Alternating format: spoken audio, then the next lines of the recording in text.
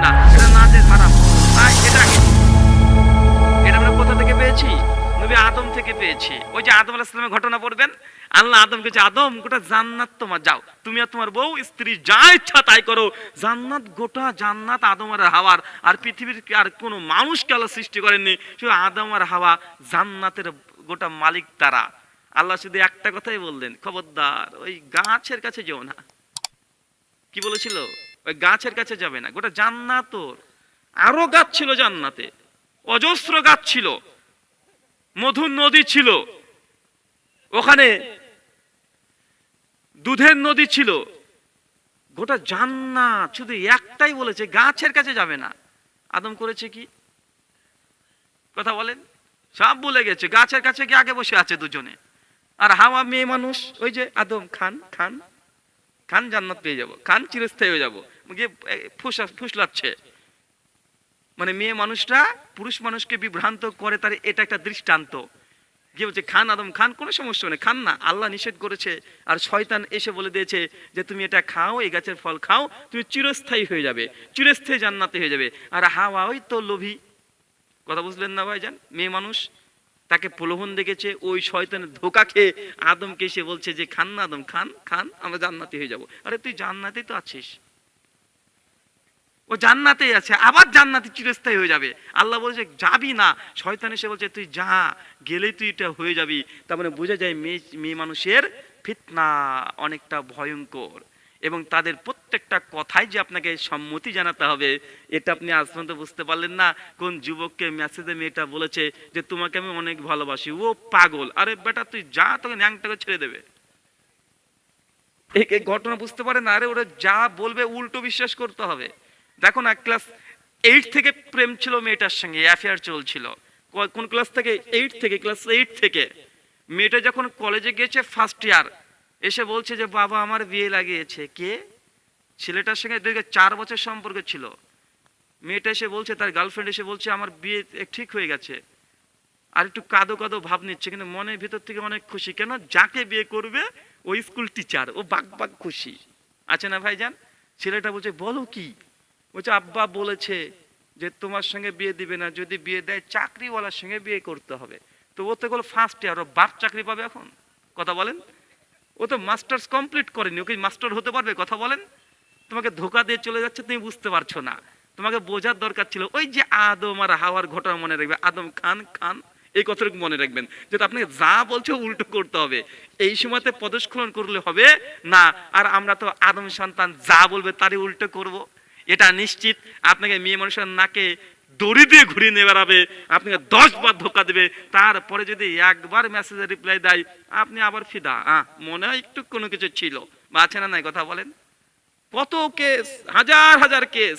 মানে একটা লাইক পাওয়ার জন্য ছেলেরা ব্যস্ত হয়ে আছে ফেসবুকে, শুধু একটা লাইক পাবে। মানে ওই একটা পোস্ট করেছে ফেসবুকে, একটা পোস্ট করেছে, পোস্ট করে ওই জাস্ট ক্লিক করেছে, দেখি কয়জন লাইক করেছে, 165 জন।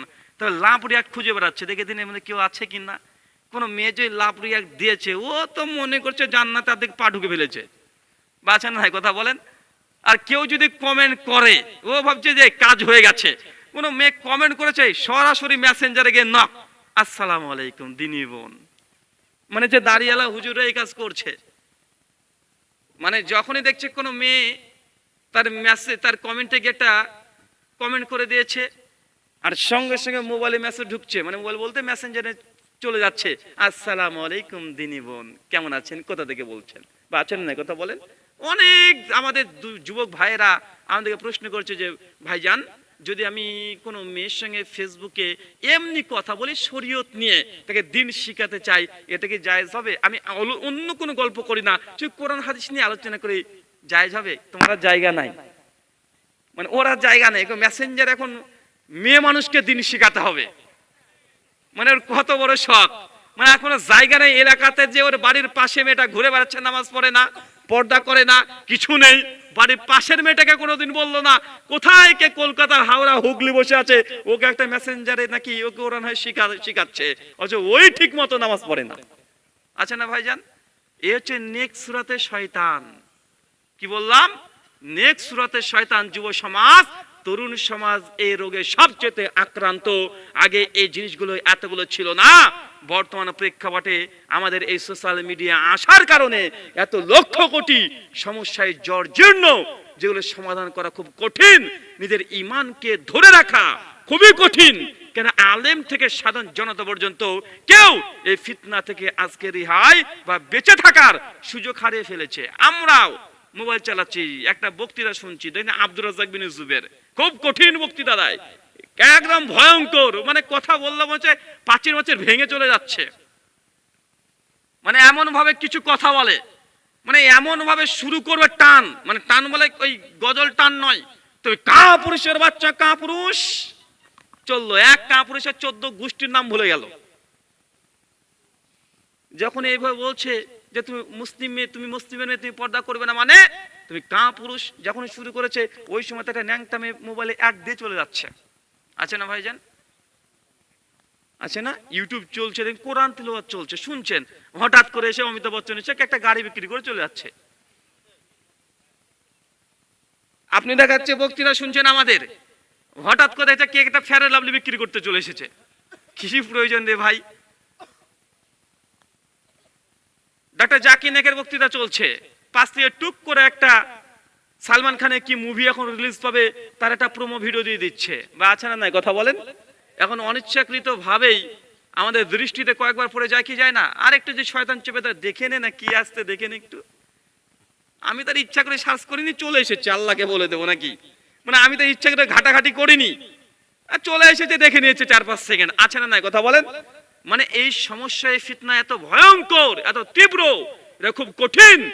নিজেকে না যতক্ষণ পর্যন্ত নিয়ন্ত্রণ না করছেন, আমরা যতই আলোচনা ওয়াজ করি না কেন, আপনাদের এই ঈমানগুলোকে আস্তে আস্তে একদম পুয়কার মতো খেতে খেতে আপনার ঈমানটাকে দুর্বল শীর্ণ করে দিবে। এই জন্য আপনাকে আগে বলছি, মোবাইলটাকে হেফাজত করুন, মোবাইল হেফাজত করুন, ফেসবুক হেফাজত করুন, ইউটিউব হেফাজত করুন। এই 3টে জিনিসকে যদি হেফাজত করতে না পারেন, আপনি সালাত আদায় করবেন, নামাজ পড়বেন, অন্তরের মধ্যে শান্তি তৃপ্তি পাবেন না, সালাত আদায় করবেন, পাপও করছেন। কেন? মোবাইলের ইফেক্ট। কিসের ইফেক্ট কথা বলেন? মোবাইল মূল জায়গা ওখানে। কেন? প্রতিদিন অল্প অল্প করে নোংরা নোংরা জিনিস দেখে দেখে চর্চা করে করে করে করে করে এখন আমাদের কাছে ওই জিনিসগুলো পাপই মনে হয় না, মনে হয় কথা বলেন? আগে যদি কোনো মেয়ে যদি হাফ হাতা যদি ব্লাউজ পরতো, তাও মানুষ চোখ দিয়ে একটু মানে করে ফেলতো, হতো না ভাইজান? কাজে একটু হাত দেখে, কারো কোনো মেয়ে যদি এত একটু পা দেখে নিতেন, এত দূর পা দেখেছেন, খুব বেশি নয়, এত দূর পর্যন্ত, এই গোড়ালির উপর পর্যন্ত, সঙ্গে সঙ্গে একটা লজ্জাবোধ কাজ করতো না ভেতরে? কিন্তু এখন নোংরামি এত চূড়ান্ত পর্যায়ে চলে গেছে, রাস্তাতে হাফ প্যান্ট পরে ঘুরে বেড়াচ্ছে। এখন ওর গোটা হাফ প্যান্ট পরে যদি ঘুরে বেড়ায়, আর কেউ যদি বিকিনি পরে ঘুরে বেড়ায়, তার পেট পিট সবগুলো ভালোভাবে বোঝা যায়। তো ভাই বলুন তো, আপনার পাড়ার মেয়ে যদি একটু পায়ের এতর মতো কেউ ঘুরে বেড়ায়, আপনার কিছু মনে হবে? কেন হবে না? কেন? এটা অভ্যস্ত হয়ে গেছেন, চর্চিত হয়ে গেছেন। তো সোশ্যাল মিডিয়া হাতে আসার কারণে নিজেদের কাছে জিনিসগুলো পাপ মনে হয় না। যদি কোনো ফেসবুকের মধ্যে কোনো পর্দাবিহীন কোনো নারীও চলে আসে উলঙ্গ শরীর নিয়ে, এটা আমাদের কাছে পাপ মনে হয় না। কেন? এটা চর্চিত হয়ে গেছে, ব্রেনের সঙ্গে অ্যাডজাস্ট করে নিয়েছি যে না, চলে এসেছে, এটা পাপ নয় ভাই, মনে হয় না কথা বলেন? শয়তান ধীরে ধীরে ধীরে ধীরে আমাদের অন্তরের মধ্যে প্রবেশ করছেন। ওই যে সূরা আরাফের 17 নম্বর আয়াত আল্লাহ বলে দিয়েছেন, আল্লাহকে ফেরেশতা এই শয়তান চ্যালেঞ্জ করে বলছে, আল্লাহ তুমি তো আমাকে দুনিয়াতে নামিয়ে দিলে, আমাকে ভ্রষ্ট করে দিলে, আমিও এই আদম সন্তানকে দেখে নেব, নামাও তো, আমিও নামছি। কে বলেছে? শয়তান বলেছে, আল্লাহ এই আদমের জন্য আমাকে তুমি জান্নাত থেকে নিচে নামিয়ে দিলে, আদম তোকে দেখে নেবো, চল চল। শয়তানের সঙ্গে ঘোষণা হয়ে গেছে, চ্যালেঞ্জ। আল্লাহ বলেছেন, আর শয়তান আল্লাহ বলছে, আল্লাহ তোর বান্দা তো সঠিক রাস্তায় সিরাতে মুস্তাকিম চলবে, চলতে দিব, চলুক, সোজা সরল পথে চলুক। কলকাতা যাবে, সরাসরি পলাশী থেকে কলকাতা ঢুকে যাবে, হাওড়া স্টেশনে আসার আগে ওকে এই দিকে ঢুকিয়ে দেবো আমি, মানে সোজা পথে চলতে তো হঠাৎই বাঁকিয়ে দেবো। মানে আপনি এতদিন ভালো ভালো আমল করছিলেন, এমন একটা পাপ আপনাকে দিয়ে করে দিবে, আপনার পূর্বের পাপগুলো, পূর্বের পুণ্যগুলো ওই গুণ হাত দিয়ে আপনি সামাল দিতে পারবেন না। কথা কি বুঝতে পারছেন? তাই খুব সচেতন থাকতে হবে। আল্লাহ সুবহানাহু ওয়া তাআলা এই কথাগুলো বোঝার তৌফিক দান করো। সকলে পড়ি আল্লাহুম্মা আমিন। কয়েকটা রিপোর্ট আপনাকে দিই। 1 আপনার রিপোর্ট, 2 আপনার স্ত্রীর রিপোর্ট, 3 আপনার মেয়ের রিপোর্ট। কয়জন রিপোর্ট দেব? কয়জনের? 3 জনের। আপনার রিপোর্ট কি? জি, মা বোনেদের উদ্দেশ্যে বলি, যারা বিবাহিত, কারা কারা বিবাহিত একটা হাত তোলেন তো, 2 হাত তোলেন। লজ্জা হচ্ছে নাকি? বিয়ে করে মানুষটা লজ্জা পায় নাকি? আচ্ছা, যারা বিয়ে করেছেন এইগুলো, মাশাআল্লাহ। Indian report, Times of India 2015 সালের ডিসেম্বর মাসের শেষের দিকে তার আর্টিকেল ছাপিয়েছিল। তারা বলছে যে বর্তমান ভারতবর্ষে, কোন দেশে আমরা বাস করি? ভারতবর্ষ। বর্তমানে ভারতবর্ষে পরকীয়ার রিপোর্ট পেশ করতে গিয়ে বলছেন যে বিয়ের পরেও শতকরা 88% পুরুষরা পরকীয়ায় লিপ্ত। কি বললাম? কথা বলেন তো বোন, মা বোনেরা যারা আছে তাদের উদ্দেশ্যে বলি, ভারতবর্ষের রিপোর্ট বলছে শতকরা বিয়ের পরে 88 জন পুরুষ মানুষ, কোন মানুষ? পুরুষ মানুষ। জীবন, তোমার স্বামী পরকীয়ায় লিপ্ত আছে। কত পার্সেন্ট? 88%। আপনাদের গ্রামে যদি 100 খানা পরিবার যদি বিবাহিত থাকে, 88 জন বউ ছাড়াও অন্য কোনো মেয়ের সঙ্গে তার রিলেশন আছে, মানে প্রেম করছে, ভালোবাসা আছে। এটা বিভিন্ন ক্যাটাগরির হতে পারে। মোবাইলের মাধ্যমে একটা প্রেম রিলেশন যুক্ত হয়ে গেছে, অথবা তার সঙ্গে ভিডিও চ্যাটিং কল করছে কোনো এক মেয়ের সঙ্গে, অথবা তার সঙ্গে বেড অলরেডি শেয়ার করে ফেলেছে, বা রীতিমতো কন্টিনিউয়াসলি চলছে। একজন আবার বিয়ের পরেও 4-5টা পর্যন্ত পরকীয়ার সম্পর্ক এখনো ইন্ডিয়াতে বিদ্যমান। তার মানে আপনাকে চেহারাকে আপনাকে দেখে নিতে হবে। মেয়েদেরকে বলছি, তোমাকে বিশ্বাস করতে হবে। তুমি বিশ্বাস করো তোমার স্বামী অন্য মেয়ের সঙ্গে প্রেম করে, বিশ্বাস করতে হবে, কিচ্ছু করার নেই। ভারতবর্ষের রিপোর্ট, কোরআন হাদিসের কথা নয়। আমাকে গাল দিয়ে লাভ আছে? এটা ইন্ডিয়ান রিপোর্ট, মোদিকে গাল দেন। আর আপনি নিজেকে আয়না থাকবে দেখবেন ঠিক এই কথা রিপোর্ট ঠিক আছে কি নেই। শতকরা 88%, এর হচ্ছে আপনার রিপোর্ট, নিজেকে দেখে নেন। এর মূল কারণ বর্তমানে এখন টেকনোলজি উন্নত হওয়া, সোশ্যাল মিডিয়া উন্নত হওয়া। আগে মানুষের সঙ্গে যোগাযোগ ব্যবস্থা এত ছিল না, নিজের আত্মীয়ের সঙ্গে যোগাযোগ করতে গেলে 1 মাস টাইম লাগতো। কবে কোন পিওন আসবে ঠিক নেই, সাইকেল নিয়ে ভাঙা, ও টুকটুক করে চলছে তো চলছে, চলছে তো চলছে, বা ছিল কি ছিল না? কথা বলেন। নিজের আত্মীয়ের সঙ্গে যোগাযোগ করে সম্পর্ক করার এটা কোনো ওয়ে ছিল না। কিন্তু বর্তমানে আধুনিক প্রযুক্তি, 1 সেকেন্ড একটা মেসেজ করেন, তার রিপ্লাই চলে আসছে, আসছে না আসছে না? কথা বলেন। সঙ্গে সঙ্গে audio call, video call, 4K camera দিয়ে এখন নিজেকে অবস্থান করা যায়। মেয়েটার বাড়ি হচ্ছে আমেরিকা, আপনার এলাকার একটা ছেলে একটা আমেরিকান মেয়ের সঙ্গে প্রেম করে। কিভাবে প্রেম করছে? ওরা ইংরেজি জানে না, জানার দরকার নেই, গুগল মামা আছে, আছে না ভাইজান? জাপানি মেয়ের সঙ্গে প্রেম করে কলকাতার একটা যুবক, বাঙালি যুবক, উত্তর 24 জাপানি মেয়ের সঙ্গে প্রেম করেছে, নিয়ে চলেছে উত্তর 24 চলে এসেছে মেয়েটা। মানুষ অবাক, পাগল, কি রে এই জাপানি মেয়ে তো বাংলা বলতে পারে না, ও ঠিক মতো ইংরেজিও বলতে পারে না, তো আমাদের পাড়ার এ ছোড়া এ কিভাবে মেয়েটিকে পটিয়ে ফেললো? পরবর্তী সময় দেখা যায় গুগল মামা সহযোগিতা করেছে। গুগল মামার ওসিলায়, কেন গুগল মামা গুড ট্রান্সলেশনে চলে যাবেন, বাংলা জানলেই হবে, সব ভাষাকে ট্রান্সলেট করে দেয়, আছে না নাই? জি।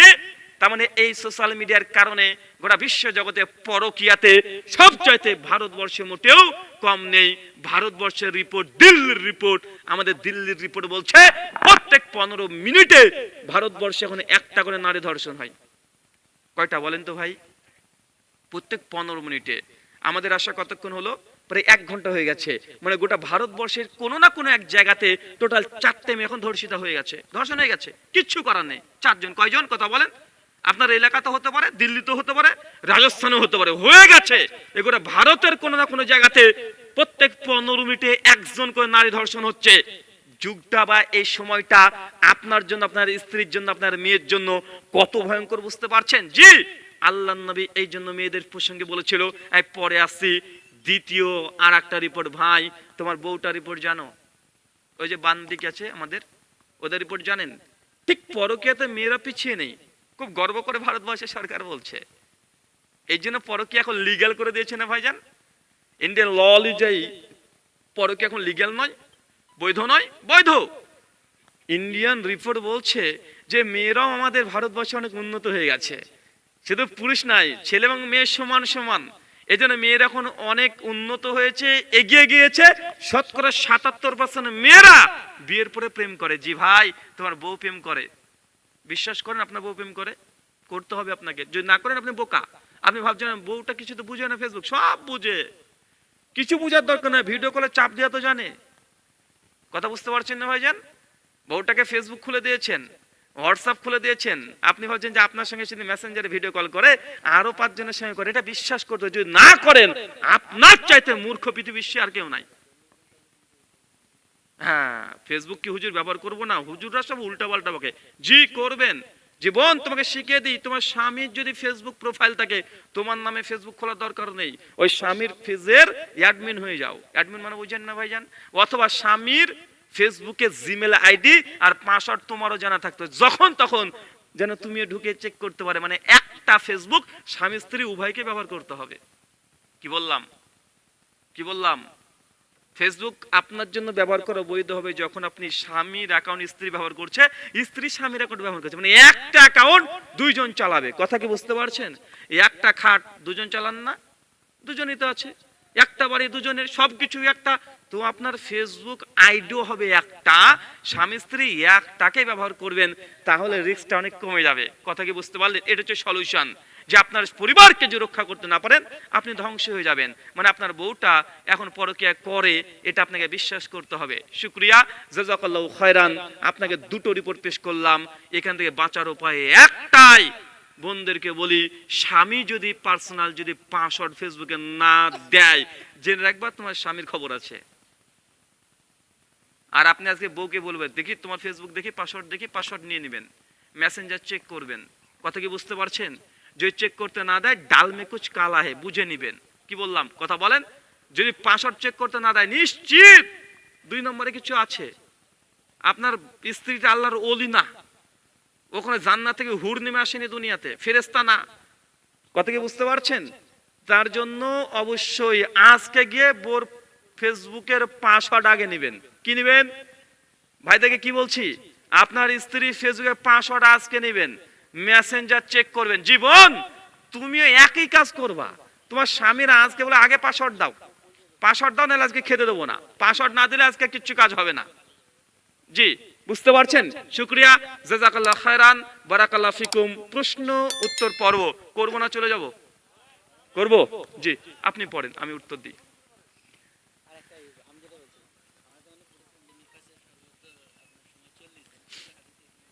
জি জি 40 দিন।